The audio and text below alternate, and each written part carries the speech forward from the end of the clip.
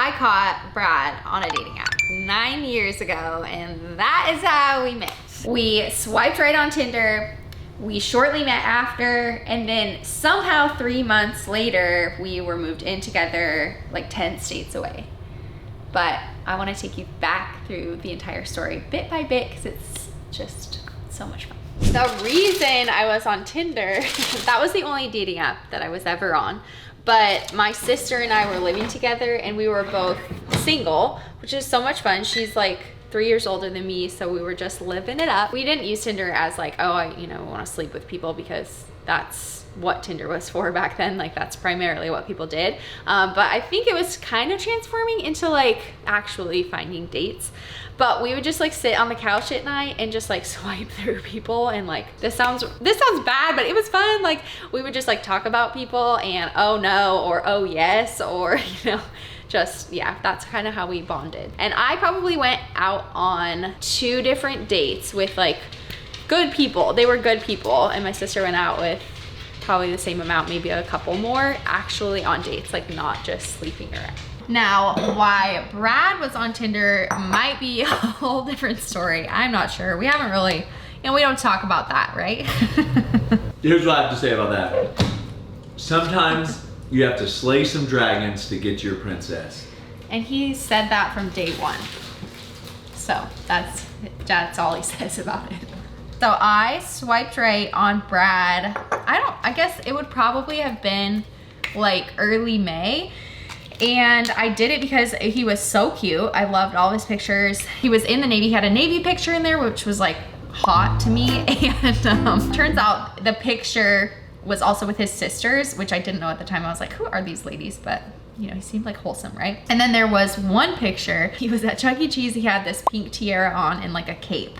And I thought, you know what? He just seems like a fun guy, right? Who doesn't want to date a guy with a little bit of, I don't know what you call that. Good time Brad. Good time Brad. Who doesn't want to date that, So anyway, I think maybe we went some time without talking to each other. Because Tinder, can you message the guy? I can message the guy, but the guy can't message me. Oh, it could go back and forth. I don't know how many dating apps you were on, but the only one I don't remember how it works. Tinder, you just, as soon anyway, as you match, you can message him. I messaged him first, okay? I just put myself out there because I was like, this is the man for me. And I said, nice tiara, and that's all I said. Smooth. I don't remember how long it took for him to message me back, but I don't think it was very much time. I was very excited, and I don't know what he said. I wish I could log into my Tinder again and like see what he said. Do you remember? By logging into Tinder again, she means she's trying to play the field, and then it'd be like, oh, sorry, I was just logging into Tinder to see if we had our old messages on there. What did I say, or what did you say? You said nice tiara, and then I probably said something like nice body. Oh my gosh. And that is how the conversation ended, and we never got married after that. If I told you you had a nice body, would you hold it against me? Don't ever say that to me again.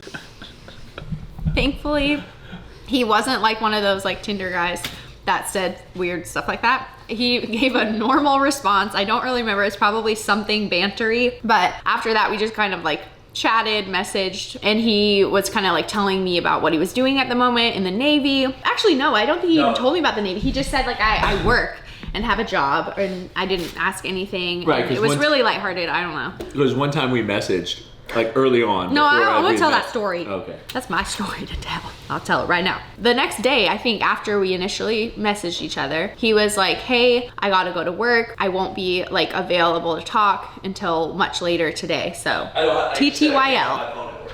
That's all I can. And I was like, okay, cool. Then 2 hours later, maybe even an hour later, he messaged me again. And I was like, do you have a real job? You just told me that you were going to work and you can't have your phone, and I'll talk to you like at 8 p.m. tonight.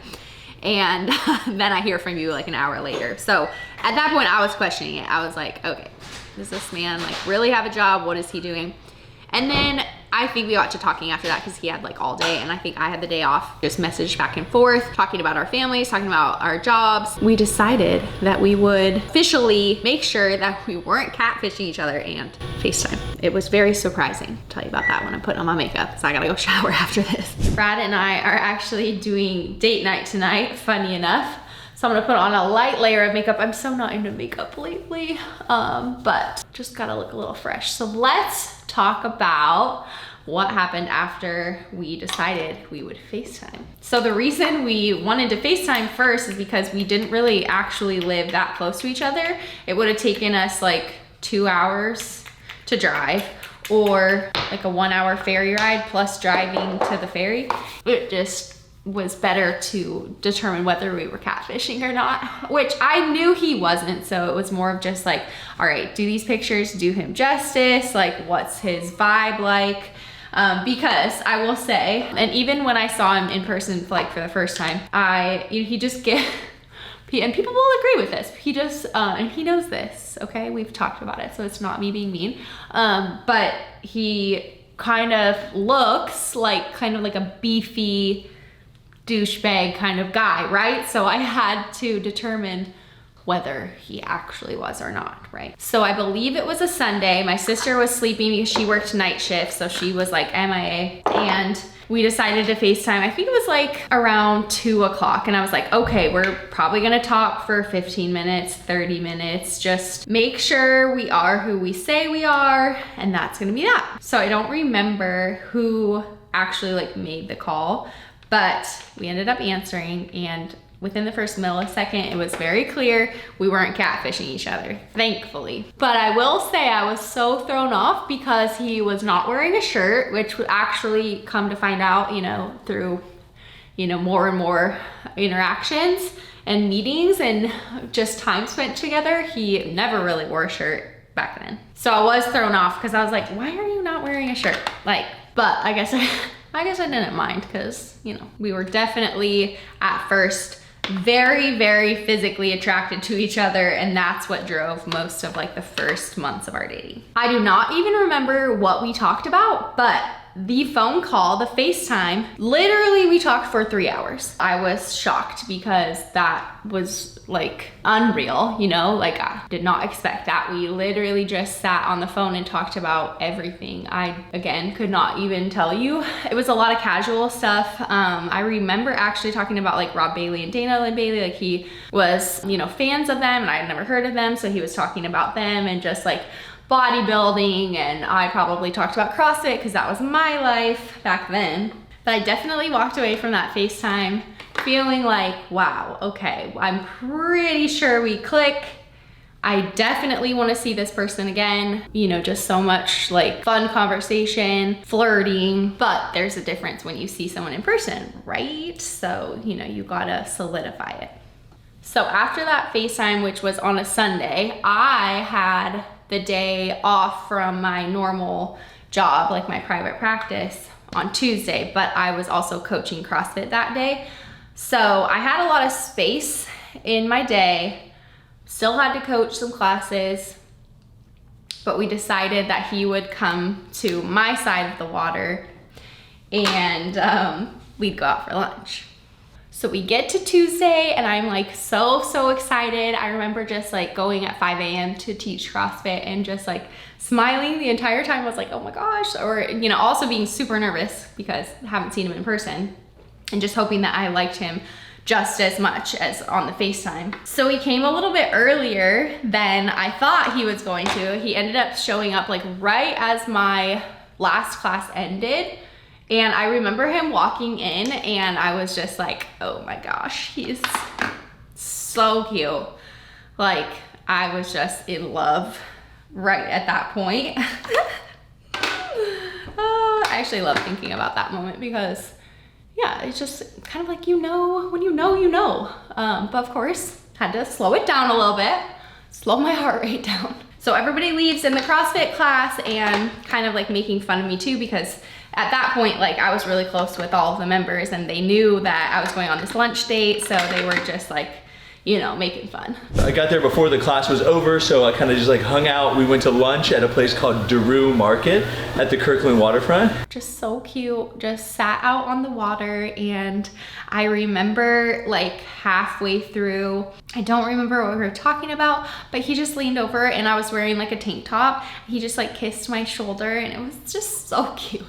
And that was when I started to think like, oh my gosh, this guy is the sweetest. Like not like pressing at all, not forceful, like just sweet. And we had such a good time that she's like, hey, if you want, I only teach 3 more classes, which is like 3 hours. And then we can have dinner together and hang out more. So I was like, okay. So we went back to the gym. I think I like worked out and stuff like while she was teaching other classes. I don't know if it was me just being flustered or what. As we were walking out the building, I was like, I don't know where the key is to lock up. Yeah, so that should have been his red flag. And I know he's gonna talk about this because it is his favorite story to tell. He's like, I had so much patience for you when we first met. And I said, yeah, where did that go? But that is one of the things that really got me because he like obviously didn't give me any crap for losing the key. He helped me look for it for like 20 minutes. I don't even remember where I ended up finding it, but I'm pretty sure we found it or called the owner and was just like, hey, I can't find the key. And then we went to the grocery store and she cooked me dinner and we hung out until like midnight, and I caught the last ferry at like 12:20 in the morning back to my side. Didn't get home until about 2 a.m. Went to bed, woke up at 5 a.m. to go to the gym and then to start work. Oh, and he brought me gifts. This was another thing that was so sweet. He brought me like, really, it was so cute. Like protein peanut butter cups, protein bars, like just really like stuff that I had never tried that was just super fun. And yeah, the rest of that day is history. He didn't spend the night. He just went home on the latest ferry. So, you know, we didn't, you know, just spend the night together on the first night. However, we did see each other the following weekend, which was Memorial Day weekend. So we'll just tell you all about that because it was monumental for us. So our date was on a Tuesday, and then by Friday, we were talking about how we wanted to see each other that weekend. I don't remember what his work schedule was, but I think he had the whole weekend off. I'm pretty sure I had to work Saturday, so after work on Saturday, I went to his place, which again was 2 hours away. Pretty sure I took the ferry. I could be wrong about all of this. I just remember spending that weekend at his apartment, like in Silverdale. He lived with a roommate, which Walter is like the funniest person ever, but I'm pretty sure he wasn't around that weekend, so it was like just us. Which, you know, maybe this is something that our parents don't like to listen to because they don't want us, you know, to sleep together in the same bed, see each other overnight. Like, I don't know if that bothers them. Obviously not now because we're married, but maybe back then it bothered them. I don't know. But I'm gonna talk about it anyway. Not that I'm like condoning doing all of this, but it's what we did. You want to put my clothes away too? I don't want to put your clothes away. I helped you put away your laundry that weekend of Memorial Day, right? That weekend. That one weekend. That's the weekend I'm talking about in this video. So here we are in the closet putting away your laundry and my laundry. And back then, that was the monumental moment for us with laundry putting away. When you were sweet to me. We got through that weekend. I'm pretty sure we had like, he made me breakfasts. He made steaks. Like we just hung out, watched TV. We just lounged. I don't know if we went anywhere. We probably saw in the loins. Pretty sure we saw his friends, Lauren and Connor, which we're still besties with. No, we ate at Sly Bakery. Yeah, we went to eat donuts. Like we did so many cute, fun things. But I'm pretty sure by Monday rolling around, he was like putting away his laundry, folding his laundry, and I was just kind of like sitting there keeping him company. And I'm pretty sure we were just listening to music and then a song came on, or maybe he turned it on, I'm not really sure. But that was the song. That's what did it. Maybe this was Sunday. I'm not sure. I'd have to look at a calendar. He asked me to dance with him in the middle of the bedroom, you know, amidst laundry, and it just really, I was like, okay, I'm pretty sure I want to marry this person. I was like totally in love. So let's just say that was Sunday, and then by Monday morning, I was putting on my makeup. He came in and was like teasing me about something, and I was teasing him right back, and I had total word vomit, and I was just like, I love you. And I was so embarrassed because it just fell out of my mouth. Like it literally, I can't explain it any other way, just fell out. She was getting ready for the day and I was messing with her, picking on her, and she laughed and said, "I love you." And then immediately I saw the fear and shock in her eyes, like she had realized what she had said. So that's how our first week of being together went. Blech, word vomit. And I just kind of looked away and was like flustered. He didn't say anything. I don't know. It was like kind of awkward. And then like hours went by. So hours went by and I think I was like trying not to make it awkward, of course, but I didn't also want him to like be pressured to make a response, but I did want him to like at least respond in some sense. And I think he was wearing like a Ninja Turtle onesie outfit because it was like a rainy day and it was so cozy inside and we were just like snuggling watching TV. I remember him saying like, "You remember what you said earlier in the bathroom?" And I was like, yes. He was like, "I love you too." And okay. And then the rest is history, right? Every single weekend after that, we spent together every single weekend. Anytime we didn't have to work, he was either at my place or I was at his place. My family was in town, so he ended up meeting my family like early on in June. And then I went to his family's in July because he just wanted me to meet his family, which I was the first girl that ever met his family. I'm pretty sure that's what he tells me. I want to clarify that I never told Aubrie that she was the first girl to meet my family. There are girls that have met my family, but obviously I made it the furthest with her.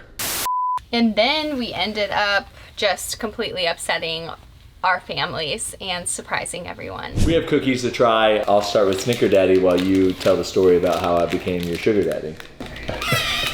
After we each met each other's parents, then by August, we were moving to Houston together. So Brad got a job in Houston. While we were visiting Brad's parents, I had already put my feelers out there and ended up getting a job and having to go home to Seattle after that trip and putting in my 2 weeks notice, which they were mad at me because they were like, next time, because I was so young and everything, I think they felt like they could just like impose their advice or whatever, and they told me that next time I should give 6 weeks notice, and I was like, oh, okay. You also gave your 2 weeks notice in Panama City, not when you went home. You called them from vacation. No. Yes, I am. Oh yeah. That was probably another bad thing. But I also knew like the timing of it, so I was like, well, I can't wait till I get home. They have to like at least have a little bit more time. So yeah. Anyway, I would have been pissed as an employer. Next we have Dad Bod, which is actually one of my favorites. That's always a good one. I figured I was buying the house, not her. Worst case scenario, I'd kick her to the curb and she'd have to figure her way around Houston, you know? Is this how he's been the entire video? Because I've been like really nice the entire video. That was a big concern of your parents. That I was like, we were gonna break up and then you were gonna be like struggling and homeless. No, I would just move home, just like I always will. No, I didn't. You packed up your car, or you packed up all your stuff into your car. I like got rid of a lot of stuff. My lease was also ending with my sister. I think the only like bad thing that I feel, just even looking back still, is just that I left her, which it turned out fine. She was fine, but I think that was like one big thing. I was like, peace out. In like 2 weeks, I'm leaving to move across the country with this guy that like everybody's kind of still questioning. Like it was just, you know. People are still questioning me to this day, so. No, not as much. On Reddit they are. But when you know, you know. It was either do long distance, which we kind of like knew wouldn't really pan out very well, or go for it, take on this adventure together. So now here we are. Santa sauce. Ooh, bussin'. On the next video, we're gonna go into more of like our life in Houston, but just know it was probably the best decision for us. It was, I mean, we got connected to a lot of really great people there. We were in, I don't know, I mean, it just, I mean, I like where my life is at now, so obviously wouldn't change that. I can't say that it would have been better or worse if I would have went anywhere else, but you know, based on where I'm at now, like I'm thankful that I went through that. I remember vividly being so upset when I got my orders to Seattle because I wanted to go to Kings Bay, Georgia, because it's just above Jacksonville. I'd be closer to home. And I remember thinking like, why am I being sent all the way up here? Like it was not one of my top, I mean, it was my third choice, but it's like I missed my number 1 and 2 choice, didn't get those. And I remember thinking like, God, why am I up here? And the whole time there's nothing. And then I meet Aubrie at the very last time of being up there. So if I would have never been stationed up there, I would have never met her. She'd probably be married to the guy that she went on a date with while we were dating.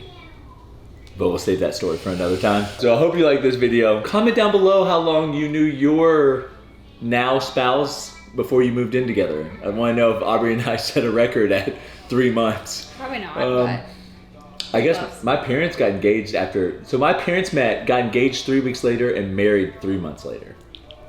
So when the first date was December 18th, then he proposed and then they got married March 24th. subscribe if you haven't. Like this video. You're worth it.